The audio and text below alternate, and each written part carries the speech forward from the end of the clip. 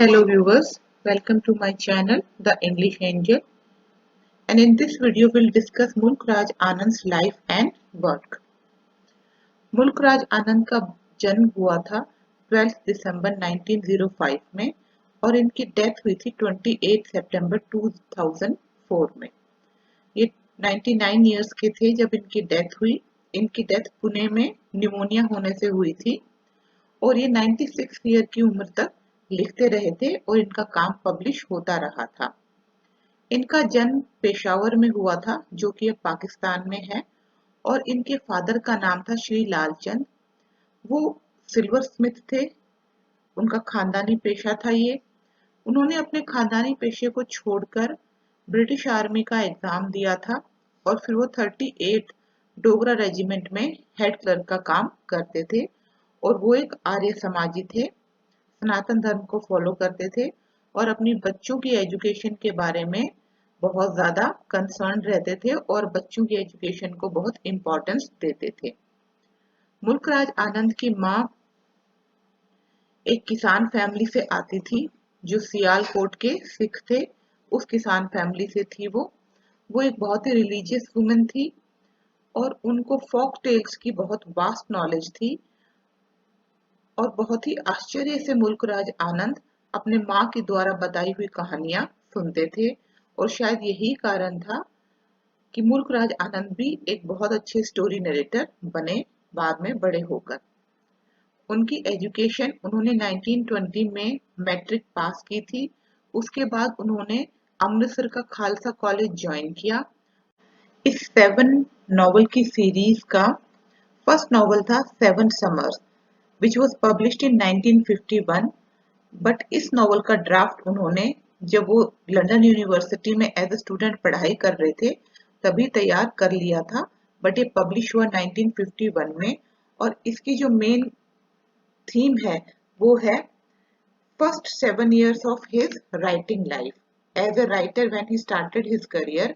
तो उनके जो शुरू के 7 years थे, 7 साल थे, उसके बारे में उन्होंने इसमें बताया है। उसके बाद सेकंड नॉवल उनका आया इस सीरीज का 1968 में, मॉर्निंग फेस।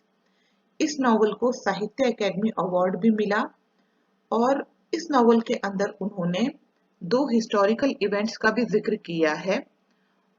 उसमें उन्होंने फर्स्ट वर्ल्ड वॉर और जलियांवाला बाग मैसेकर जो 1919 में हुआ था उन दोनों का जिक्र किया है और जो प्रोटेगनिस्ट है इस नॉवल का उसकी ग्रोथ इलेबोरेट की है फ्रॉम बॉयहुड टू एडोलेसेंस।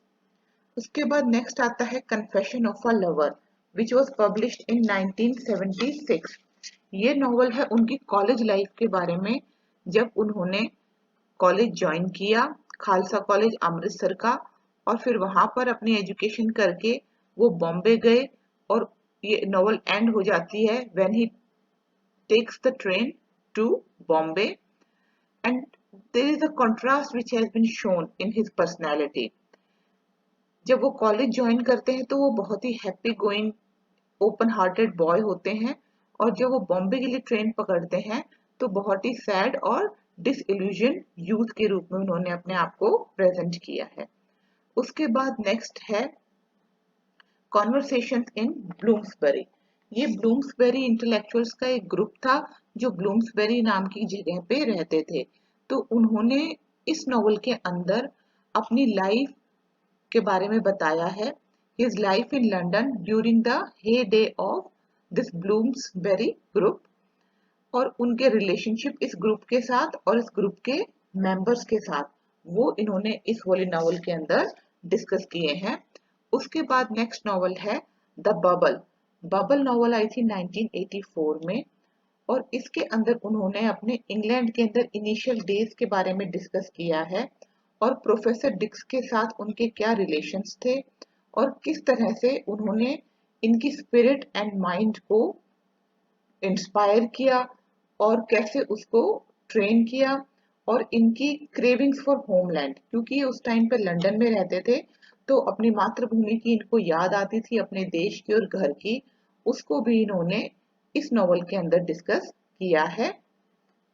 उसके बाद नेक्स्ट आ जाता है हमारा little place of Mahatma Gandhi. Mulk Raj आनंद महात्मा गांधी से बहुत ज्यादा इंस्पायर्ड थे।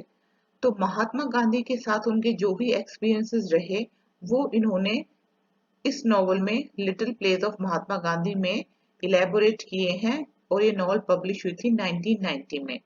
देन उसके बाद है 9 मूड्स ऑफ भारता। ये पिलग्रिमेज के बारे में है ये वाली नॉवल और ये पब्लिश हुई थी 1999 में।